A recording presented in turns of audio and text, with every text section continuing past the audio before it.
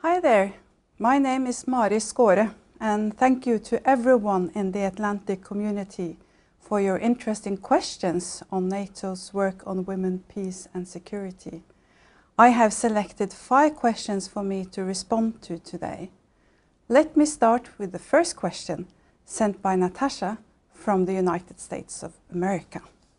Natasha is saying, women serving in NATO forces seem to be a linchpin of NATO's strategy of mainstreaming UNSCR 1325 into its operations, and she's referring to Afghanistan as an example.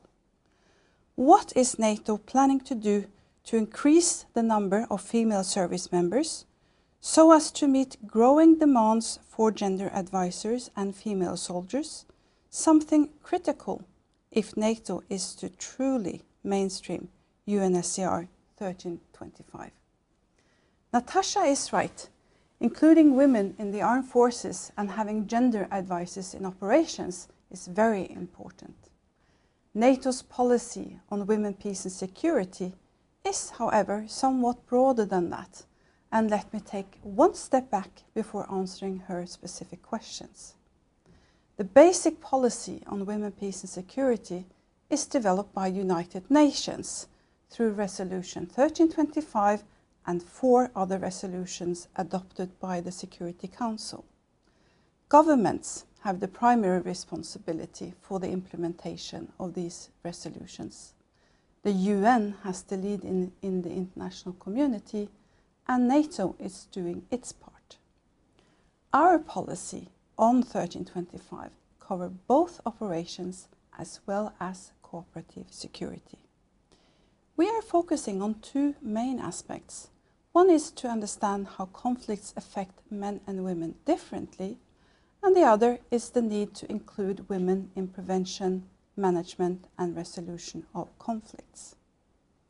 Now, to be able to understand the complexity and dynamics of a conflict and how it affects men and women differently, we need competence on gender.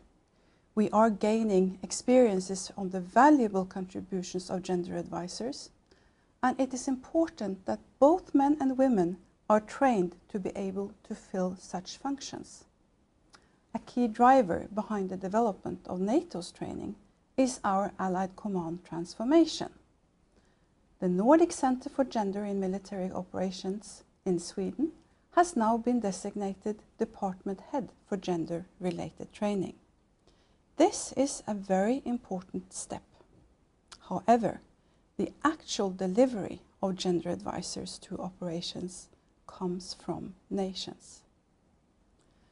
Now, NATO is supporting also the participation of women at the highest level of decision-making and a stronger role for women in conflict prevention, management and resolutions. And we do need them in our operations, and we need women at all levels. So what can NATO do to support the increase of the number of women in the national armed forces?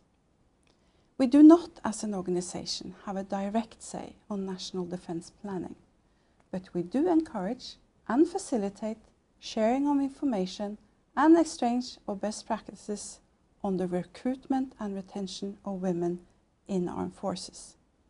It is important that defense planning addresses both the need to include women and gender competences as necessary capacities for our defense.